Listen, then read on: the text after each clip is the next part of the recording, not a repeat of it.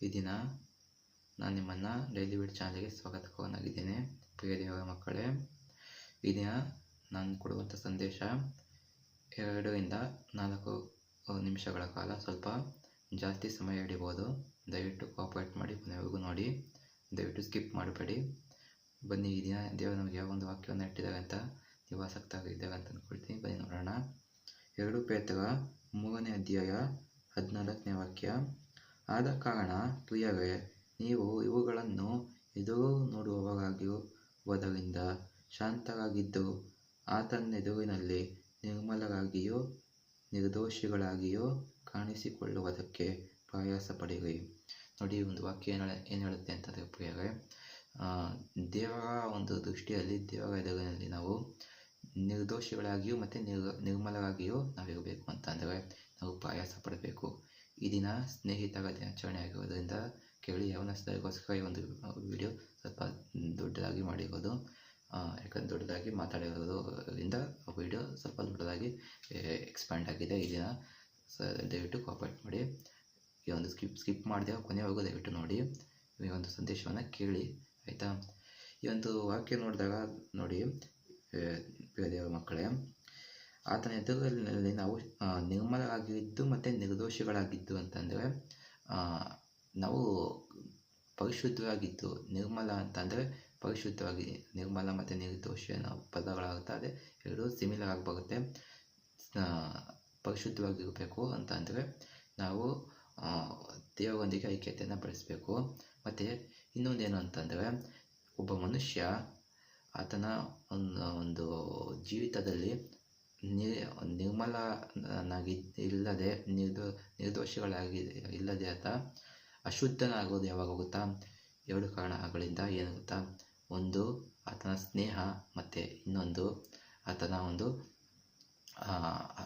ಹಣದ ಅತಿಯಾಸೆ ಮತ್ತು ಸ್ನೇಹ. ಆತ ಮಾಡುವಂಥ ಸ್ನೇಹ, ಇವೆರಡು ಭಾಳ ಡೇಂಜರ್ ಆಗಿದೆ. ಆದರೆ ಆತನ ಬುದ್ಧಿ ಅವನಲ್ಲಿದ್ದರೆ ಆತ ಎಂದಿಗೂ ದೇವರ ಒಂದು ಐಕ್ಯತೆಯಲ್ಲಿ ಇದ್ದು ದೇವರ ಮಾರ್ಗದಲ್ಲಿ ನಡೀತಾನೆ.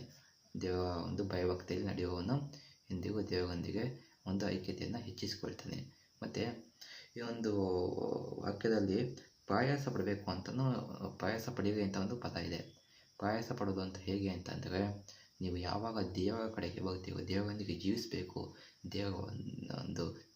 ದೇವರೊಂದಿಗೆ ಒಂದು ಐಕ್ಯತೆಯನ್ನು ಹೆಚ್ಚಿಸ್ಕೊಳ್ಬೇಕು ಅಂತ ನೀವು ಬರ್ತೀವಲ್ಲ, ಅವಾಗಲೇ ನಿಮಗೆ ಸೈತಾನ ಹೆಚ್ಚಾಗಿ ನಿಮಗೆ ಶೋಧನೆಗಳನ್ನು ಕೊಡೋದು. ಆ ಒಂದು ಶೋಧನೆಗಳನ್ನು ನೀವು ಜಯಿಸಬೇಕು. ಸ್ನೇಹಿತರನ್ನು ಮಾಡಬೇಕು ಅಂತಂದಾಗ ನೋಡಿ, ದೇವರ ಮಕ್ಕಳೇ, ಯವನಸ್ಥ ಆಗಿರ್ಬೋದು. ಈ ಒಂದು ಯವನಸ್ಥ ಅಂತ ಒಂದು ಏಜ್ ಬರುತ್ತಲ್ಲ, ಒಂದು ಏಜು ಭಾಳ ಡೇಂಜರ್ ಇದೆ. ಟೀನೇಜ್ ಅಂತ ಏನು ಹೇಳ್ತೀವಿ, ಒಂದು ಟೀನೇಜು ಭಾಳ ಡೇಂಜರ್ ಇದೆ.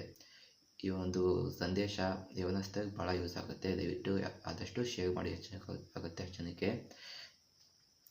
ಈ ಒಂದು ಸಂದೇಶದಲ್ಲಿ ಏನು ಹೇಳ್ತದೆ ಅಂತಂದರೆ, ಪ್ರಯಾಸ ಪಡೋದು ಮತ್ತು ಯವನಸ್ಥರಲ್ಲಿ ದೇವರು ಯಾವಾಗ ಯವನಸ್ಥರು ಯಾವಾಗ ದೇವರಲ್ಲಿ ಇರ್ತಾರೋ ಅವರಿಗೆ ಒಂದು ಕಷ್ಟ ಮತ್ತು ಒಂದು ಸಂಕಟ ಮತ್ತು ಅಂದರೆ ಅವರ ಜೀವಿತದಲ್ಲಿ ಒಂದು ಕಷ್ಟದ ಒಂದು ಜೀವಿತ ಜೀವಿಸಬೇಕಾಗಿ ಬರುತ್ತೆ. ಮತ್ತು ಒಂದು ಶೋಧನೆಗಳು ಜಾಸ್ತಿ ಬರುತ್ತೆ. ಶೋಧನೆಗಳನ್ನು ಜಯಿಸಬೇಕು ಅಂತಂದರೆ ಅವರು ದೇವರಲ್ಲಿ ದೃಢವಾಗಿರಬೇಕು. ಅವ್ರು ಮಾಡುವಂಥ ಒಂದು ಸ್ನೇಹ ನೋಡ್ಕೊಂಡು ಮಾಡಬೇಕು. ನೀವು ಕೂಡ ಅಷ್ಟೇ, ನಿಮ್ಮ ಒಂದು ಜೀವಿತದಲ್ಲಿ ಸ್ನೇಹ ಮಾಡ್ತಾ ಇದ್ದೀರಾ ಅಂತಂದರೆ ನೋಡ್ಕೊಂಡು ಮಾಡಿ. ದಯವಿಟ್ಟು ಸ್ನೇಹ ಎಲ್ಲರೂ ಒಳ್ಳೆಯವಾಗಿರೋದಿಲ್ಲ, ಎಲ್ಲರೂ ಒಳ್ಳೆಯ ದಾರಿಯಲ್ಲಿ ನಡೀತಾ ಇರೋದಿಲ್ಲ. ಹಾಗಂತ ನಾನು ಸ್ನೇಹವನ್ನೇ ಮಾಡಬಾರ್ದು ಅಂತ ಹೇಳ್ತಾ ಇಲ್ಲ. ಸ್ನೇಹವನ್ನು ಮಾಡಬೇಕು, ಆದರೆ ನೀವು ನೋಡ್ಕೊಂಡು ಮಾಡಬೇಕು. ಸ್ನೇಹ ಯಾರ ಜೊತೆ ಮಾಡ್ತಾಯಿದ್ದೀನಿ, ಆ ವ್ಯಕ್ತಿಯನ್ನು ನೀವು ತಿಳ್ಕೊಳ್ಬೇಕು. ಆ ವ್ಯಕ್ತಿ ಯಾರಾಗಿದ್ದಾನೆ, ಆತನ ವ್ಯಕ್ತಿ ಬಗ್ಗೆ ತಿಳ್ಕೊಳ್ಬೇಕು. ಆ ವ್ಯಕ್ತಿಯಲ್ಲಿ ಇರುವಂಥ ಒಂದು ಬುದ್ಧಿ ಏನಿದೆ ಅಂತ ನೀವು ತಿಳ್ಕೊಂಡು ಮಾಡಿದಾಗ ನೀವು ಆ ಒಂದು ಸ್ನೇಹವನ್ನು ಮಾಡ್ಬೋದು. ನನಗೆ ಇದು ನನ್ನ ಒಂದು ಜೀವಿತದಲ್ಲಿ ಭಾಳ ಒಂದು ಅನುಭವ ಆಗೋದ್ರಿಂದ ನಾನು ನಿಮಗೆ ಹೇಳ್ತಾ ಇದ್ದೀನಿ. ನಾನು ಕೂಡ ಕತ್ತಲೆಯ ಒಂದು ಜೀವಿತದಲ್ಲಿ ಇದ್ದದ್ದರಿಂದ ನನಗೂ ಕೂಡ ನನ್ನ ವಯಸ್ಸು ಚಿಕ್ಕದಾಗಿದ್ದರೂ ನಾನೆಲ್ಲ ಥರದ ಅನುಭವವನ್ನು ಅನುಭವಿಸಿದ್ದೀನಿ. ಅನುಭವ ಆದಮೇಲೆ ಎಲ್ಲ ಅದರ ಪ್ರಭಾವ ಏನು ಬರುತ್ತೆ ಅದನ್ನ ಗೊತ್ತಾಗೋದು. ಅನುಭವ ಆದಮೇಲೆ ಪ್ರಭಾವ ಗೊತ್ತಾಗೋದು.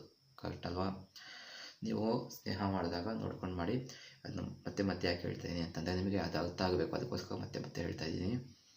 ಈ ವಾಕ್ಯ ಹೇಳೋ ಪ್ರಕಾರ ಶಾಂತವಾಗಿದ್ದು ಮಾಡಬೇಕು. ಶಾಂತವಾಗಿರಬೇಕು ಅಂತಂದರೆ ನೀವು ಕೋಪ ಮಾಡ್ಕೊಳ್ಬಾರ್ದು. ಕೋಪ ಮಾಡ್ಕೊಂಡಾಗಲೇ ಕೋಪವೇ ಒಂದು ಪಾಪಕ್ಕೆ ಮೂಲ ಆಗಿರುತ್ತೆ. ನೀವು ಕೋಪ ಮಾಡ್ಕೊಂಡಾಗಲೇ ಇನ್ನೊಬ್ಬರ ಮೇಲೆ ದಾಳಿ ಮಾಡೋಕ್ಕೆ ಹೋಗೋದು, ಮತ್ತು ಇನ್ನೊಬ್ಬರನ್ನು ಒಂದು ರ್ಯಾಶ್ ಆಗಿ ಮಾತಾಡೋದು, ಇವೆಲ್ಲ ಅವಾಗಲೇ ಬರೋದು ಕೋಪ ಮಾಡ್ಕೊಂಡಾಗ. ಇವೆಲ್ಲ ಏನಾಗಿದೆ, ದೇವರ ಒಂದು ವಾಕ್ಯಕ್ಕೆ ವಿರುದ್ಧವಾದ ಕ್ರಿಯೆಗಳಾಗಿದೆ. ಸೈತಾನ ನಿಮ್ಮನ್ನು ಹೇಗೆ ಎಲ್ಲ ಬಿಡಿಸ್ಬೇಕು, ಹೇಗೆಲ್ಲ ನಿಮ್ಮನ್ನು ಅಂದರೆ ನಿಮ್ಮನ್ನು ದೇವರೊಂದಿಗೆ ಒಂದು ಐಕ್ಯತೆಯನ್ನು ಮುರಿದಾಕಬೇಕು ಅಂತ ಆತ ತುಂಬ ಇದರಿಂದ ಅಂದರೆ ಹೆಚ್ಚಾಗಿ ಆತ ದೇವರ ಮಕ್ಕಳ ಮೇಲೆ ಆತ ದಾಳಿ ಮಾಡೋದಕ್ಕೆ ನೋಡ್ತಾ ಇರ್ತಾನೆ ಅಂತ ನಾನು ಕೇಳಲ್ಪಟ್ಟಿದ್ದೀನಿ ಮತ್ತು ನಾನು ಅನುಭವಿಸಿದ್ದೀನಿ. ಅದರಿಂದ ನಿಮಗೆ ಹೇಳ್ತಾ ಇದ್ದೀನಿ, ಸ್ನೇಹವನ್ನು ಮಾಡುವಾಗ ನೋಡ್ಕೊಂಡು ಮಾಡಿ. ಮತ್ತು ನಿರ್ಮಲವಾಗಿರಬೇಕು ಅಂತಂದರೆ ನಿಮಗೆ ಇನ್ನೊಂದು ಹಣದ ಆಸೆ ಇರಬೇಕು. ಹಣ ಹೌದು, ಅಂದರೆ ಜೀವಿತದಲ್ಲಿ ಆ ಒಂದು ಜೀವನವನ್ನು ಲೀಡ್ ಮಾಡಬೇಕು ಅಂತಂದರೆ ಹಣ ಬೇಕು. ಆದರೆ ಜೀವನನೇ ಹಣ ಆಗಬಾರ್ದು. ಜೀವಿತದಲ್ಲಿ ದೇವರು ನಿಮ್ಮೊಂದಿಗೆ ಇದ್ದರೆ ಆಟೋಮೆಟಿಕ್ಕಾಗಿ ನಿಮಗೆಲ್ಲ ಬರ್ತದೆ. ನಿಮ್ಮ ಜೀವಿತದಲ್ಲಿ ದೇವರ ಒಂದು ಪ್ರಸನ್ನತೆ ಇರಬೇಕು, ದೇವರ ಒಂದು ಐಕ್ಯತೆ ಹೆಚ್ಚಾಗಿರಬೇಕು. ಆವಾಗ ಪ್ರತಿಯೊಬ್ಬ ಜೀವಿತದಲ್ಲೂ ಆ ಒಂದು ನಿಮಗಿರುವಂಥ ಒಂದು ಸಂಕಟಗಳು, ನಿಮಗಿರುವಂಥ ಎಲ್ಲ ಒಂದು ಸಮಸ್ಯೆಗಳನ್ನೆಲ್ಲ ಆ ದಿನನೇ ಪೂಜೆಯಲ್ಲಿ ಅನುಭವಿಸಾಗಿದೆ. ನೀವು ಅದನ್ನು ಅನುಭವಿಸೋದಕ್ಕೆ ಬಿಡೋದಿಲ್ಲ. ಆತ ತಗೊಳ್ತಾನೆ. ಆತ ತಗೊಂಡಾಗಿದೆ. ನೀವು ಇವಾಗ ಆತ ನಿಮಗೆ ಸುಖವನ್ನು ಕೊಡ್ತಾನೆ. ಯಾವಾಗ ನೀವು ದೇವರೊಂದಿಗೆ ಐಕ್ಯತೆಯನ್ನು ಬೆಳೆಸ್ಕೊಂಡಾಗ. ನಾನು ಐಕ್ಯತೆಯನ್ನು ಬೆಳೆಸ್ಕೊಳ್ಬೇಕು ಅಂತ ಯಾಕೆ ಹೇಳ್ತಾ ಇದ್ದೀನಿ ಅಂತ ನೀವು ಇದರಲ್ಲಿ ಅರ್ಥ ಮಾಡ್ಕೊಳ್ಳಿ. ಯಾಕಂದರೆ ನೀವು ಐಕ್ಯತೆ ಬೆಳೆಸ್ಕೊಂಡಾಗಲೇ ನಿಮ್ಮ ಕಷ್ಟಗಳೆಲ್ಲ ಹೋಗೋದು. ಕಷ್ಟಗಳೆಲ್ಲ ನಿಮ್ಮ ಒಂದು ಎಂಥ ಸಮಯ ಆಗಿರ್ಬೋದು, ಅದು ಆ ಒಂದು ಸಮಯವನ್ನೆಲ್ಲ ನಿಮ್ಮ ಜೀವಿತದಲ್ಲಿ ಹೋಗುವಂಥ ಎಲ್ಲ ಹೋರಾಟಗಳು, ಎಲ್ಲ ಶೋಧನೆಗಳನ್ನೆಲ್ಲ ನೀವು ಜಯಿಸೋಕ್ಕಾಗೋದು. ಮತ್ತು ಸ್ನೇಹಿತರು ಕೂಡ ಎಲ್ಲ ಥರ ಸ್ನೇಹಿತರು ಇರ್ತಾರೆ. ಸ್ನೇಹವನ್ನು ಮಾಡುವಾಗ ಆ ಒಂದು ಸಂಘವನ್ನು ನೋಡ್ಕೊಂಡು ಮಾಡಿ.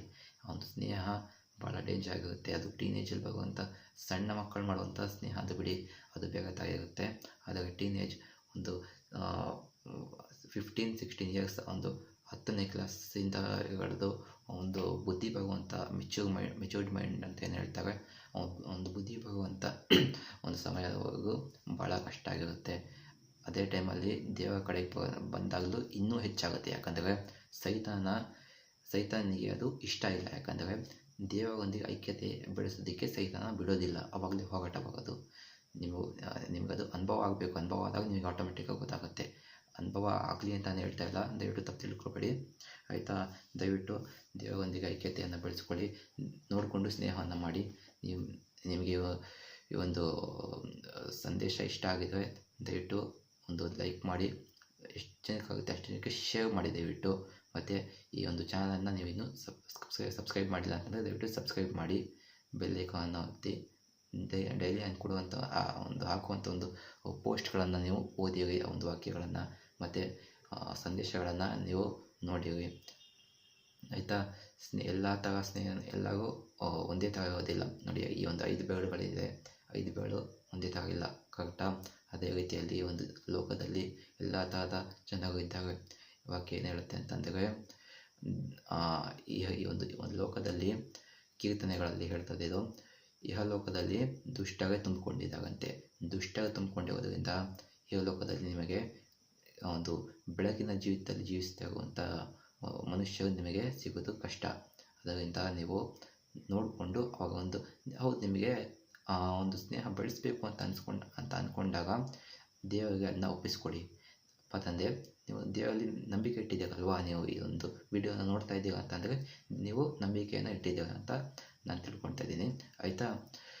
ದೇವರಿಗೆ ಒಂದು ವಿಚಾರವನ್ನು ನೀವು ಒಪ್ಪಿಸಿಕೊಡಿ. ತಂದೆ, ನಾನು ಈ ಒಂದು ಸ್ನೇಹವನ್ನು ಮಾಡಬೇಕು ಅಂತ ನಾನು ಇಚ್ಛಿಸ್ತಾ ಇದ್ದೇನೆ. ನಿಮಗೆ ನಿಮ್ಮ ಚಿತ್ತನುಸಾರವಾಗಿ ಇದ್ದರೆ ದಯವಿಟ್ಟು ನನಗೆ ಈ ಒಂದು ಪ್ರಾರ್ಥನೆಗೆ ನೀವು ಉತ್ತರ ಕೊಡಿರಿ ಅಂತ ದೇವರ ಹತ್ರ ನೀವು ಪ್ರಾರ್ಥನೆ ಮಾಡಿ. ಆಗ ದೇವರು ನಿಮಗೆ ನಿಮ್ಮ ಪ್ರಾರ್ಥನೆಗೆ ಉತ್ತರ ಕೊಡ್ತಾಗ ನಿಮ್ಮ ನಂಬಿಕೆ ಇಂದ ಅದು ಒಂದು ಉತ್ತರ ನಿಮಗೆ ಸಿಗ್ತದೆ ಆಯಿತಾ. ದಯವಿಟ್ಟು ಯವನಸ್ಥಾಗಿ ಬಿದ್ದೋಗಬೇಡಿ, ದೇವರಲ್ಲಿ ದೃಢವಾಗಿರಿ.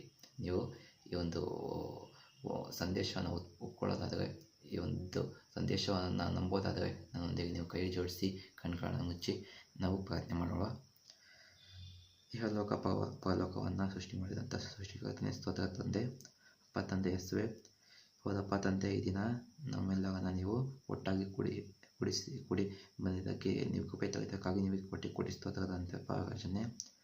ಪ್ರತಿಯೊಬ್ಬ ಭಾಗನ ನೀವು ಮುಟ್ಟಿ ಆಶೀರ್ವದಿಸಿದ ತಂದೆ ಯೇಸುವೆ. ನಿಮ್ಮ ವಾಕ್ಯಗಳ ಪ್ರಕಾರ ತಂದೆ ಯೇಸುವೆ, ಎಲ್ಲಿ ಇಬ್ಬರು ಮೂವರು ಕೂಡಿ ಬರ್ತಾರೋ ಅಲ್ಲಿ ನಾನು ಇರ್ತೇನೆ ಅಂತ ನೀವು ವಾಕ್ಯ ಹೇಳ್ತಾರಲ್ಲಪ್ಪ ತಂದೆ ಯೇಸುವೆ. ಅದಕ್ಕಾಗಿ ನಿಮಗೆ ಕೊಡಿ ಸ್ತೋತ್ರ.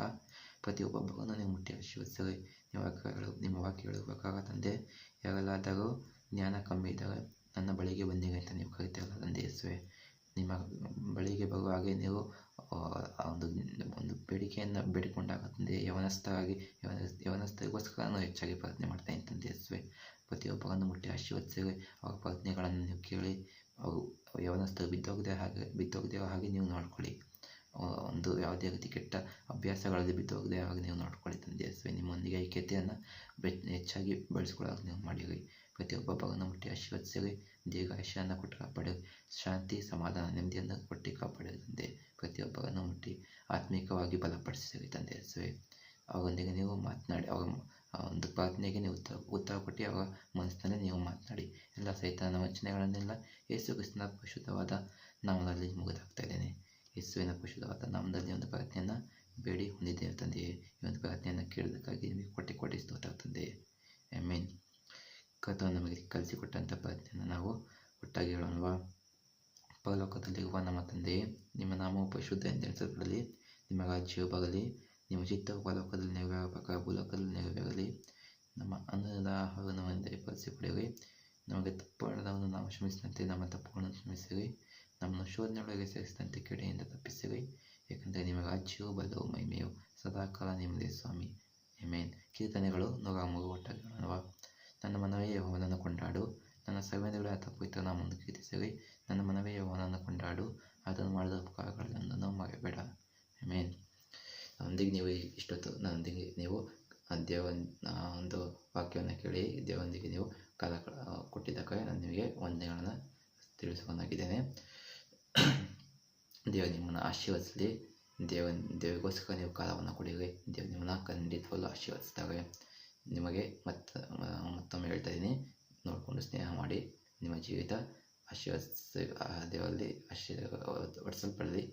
Thank you. ಇಷ್ಟೊತ್ತಿನೊಂದಿಗೆ ನೀವು ಕಾಲ ಕಳೆಯೋದಕ್ಕೋಸ್ಕರ ಈ ಒಂದು ವಿಡಿಯೋ ನಿಮಗೆ ಇಷ್ಟ ಆಗಿದರೆ ದಯವಿಟ್ಟು ಒಂದು ಲೈಕ್ ಮಾಡಿ. ಈ ಒಂದು ಚಾನಲ್ ನೀವೇನು ಸಬ್ಸ್ಕ್ರೈಬ್ ಮಾಡಿಲ್ಲ ಅಂತಂದರೆ ಸಬ್ಸ್ಕ್ರೈಬ್ ಮಾಡಿ. ದಯವಿಟ್ಟು ಎಷ್ಟು ಜನಕ್ಕಾಗುತ್ತೆ ಅಷ್ಟು ಜನಕ್ಕೆ ಶೇರ್ ಮಾಡಿ. ದೇವರ ಒಂದು ವಾಕ್ಯ ಎಲ್ಲರಿಗೂ ಗೊತ್ತಾಗಲಿ. ದೇವರ ವಾಕ್ಯ ಹೇಳೋ ಪ್ರಕಾರ ನನ್ನ ಒಂದು ವಾಕ್ಯವನ್ನು ಲೋಕವೆಲ್ಲ ಹೋಗಿ ನನ್ನ ಸ್ವಾಗತಿಯನ್ನು ಸಾಗಲಿ ಅಂತ ದೇವರ ವಾಕ್ಯ ಹೇಳ್ತದೆ. ದಯವಿಟ್ಟು ಎಷ್ಟು ಜನಕ್ಕಾಗುತ್ತೆ ಅಷ್ಟು ಜನಕ್ಕೆ ಶೇರ್ ಮಾಡಿ. Thank you. All the best.